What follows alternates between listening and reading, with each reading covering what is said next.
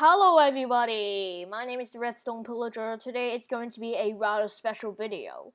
Today I'm going to be showing you another 20 doors in 100 seconds. But this is not the official video. I've switched to creative mode, and why? The reason is I'm going to be showing you a behind the scenes video for it. The video started by me standing on a gold block, which is the start of the video, and then I slowly rotated upwards and then started to walk. Now I have view bobbing turned off, so it's kind of annoying. Let's see if I can get view bobbing. Here we go. The first door is a stone pressure plate powering a birch door, which is pretty simple. Since the stone pressure plate can power all redstone components, for example like this, and this contraption works this way. The second door is a little bit complicated since it uses up one redstone torch and a little bit of repeater delay. So when I stand on this stone pressure plate, this fence gate gets retracted and this fence gate opens, allowing me to walk through it. The third door is a 2x1 sand door. I used a double piston extender, but without the further retraction. So this is kind of good and worthy to look at it. Now in the video, I have slightly cheated using the sand entities falling in and intersecting the player. So it's kind of like this. The fourth door is kind of confusing. It's a 1x1 hipster door, but it kind of isn't. So we've got this double piston extender using the redstone lamps, observers, and droppers, which extends the piston up to this block and then retracts it, as shown here.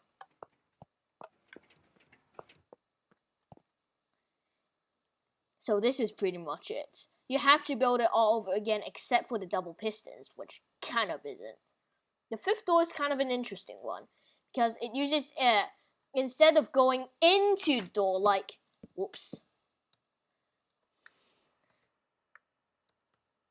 instead of going through the door, of which most people would realize it, it uses a slime block to launch yourself up into the sky. And then, of course, you would take a little bit of damage because we're in survival mode when I recorded this. This has a handful of repeater making and delay, so it's actually like this. Now I took the damage over here on this wall because I kind of didn't press the forward button when I was working on it. The sixth door is kind of the kind of easiest door that I've ever built. It's a 3x3 slime block honey block piston door, of which it has the fate of a Mumbo Jumbo on it. This is a reference to Mumbo Jumbo's 200,000 subscriber special, and I thought, whoa, I need to include this door in it. So this door opens an absolute monolith. So at the back, there's kind of a fake 3x3 piston door face as illustrated here. It kind of does really look like a 3x3 piston door, except all the pistons are hidden. So we have the same double piston extender as the previous one on the bottom part.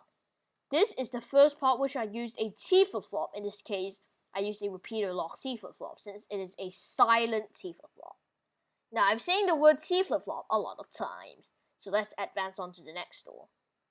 The seventh door is kind of like the weirder doors because it's an ethos slab door with a hole in the middle. It's kind of intimidating the creeper door that I did in the last 20 doors in 100 seconds video, which was the one prior to this one. It is a spiral ethos door. It's pretty stylish. There's kind of a little bit of lag in the pistons here, so altogether this door opens incredibly quickly. And here is all of the redstone. I actually engineered quite a bit of the redstone by myself. This one is the 3x3 cave door without the central block in the middle. It's kind of like this. This again lag in the pistons. I really don't like it, but it's kind of what it happens. I'm using the advantage that pistons can connect to redstone, so it's kind of like this. Pretty complicated. Well, no. The 9th door is a 3x3 slime block piston door using only slime blocks, and this is kind of like the sliding door. It was featured in Mumble Jumble's 3 easy slime block piston doors video. This one does not include a T flip-flop,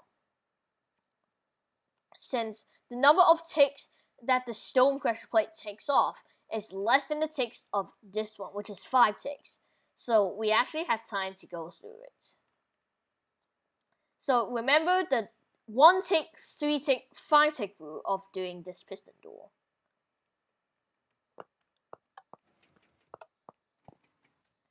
The 10th door is kind of interesting because you don't go through the door because it just leads to a dead end. And when you open this door, it's actually a trap that leads you into the void. It's kind of annoying. I respawn over here with the bed. And this is probably the most simple 2x2 piston doors. You step on these 2 pressure plates, door opens. And this is kind of interesting. So this thing actually uses a dual edge monostable circuit. As illustrated here, we've got enough fire charge in the dispenser, so it's actually good. And the fire extinguishes kind of quickly because, as shown in the settings, my random tick speed is 15.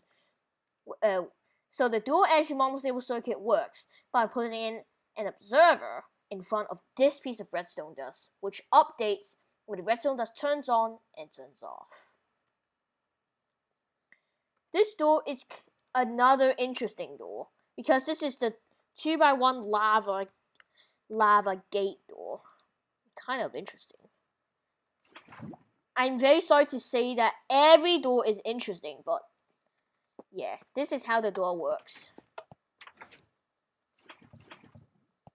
So I didn't have enough time to go into it. I just accidentally stepped on this pressure plate, and as I step on this pressure plate, this brings us to the next door. The 2x2 flush piston door. Now I've contemplated this to be a 2x2 flush and seamless piston door by the Bowtie Man, but I thought this build was too complicated and I did a jab door instead. That is not a seamless door. And this door opens in monstrously fast. All of the doors mentioned works both on Java and on Bedrock, with the exception of the cave door, which involves pistons sticking out, connecting to the redstone, or at least the redstone connecting to the pistons. This is the 2x2 slime block hipster door, and the definition of hipster is that all of the redstone is happening underneath this. There's no exposed redstone. This also uses the slime block double piston extender in this thing. It is also kind of confusing in some ways.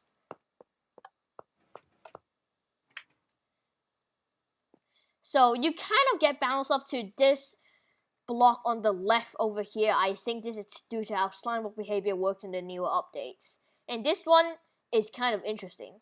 I tried to interpret the Mumble's Monster Mouse door, and I couldn't.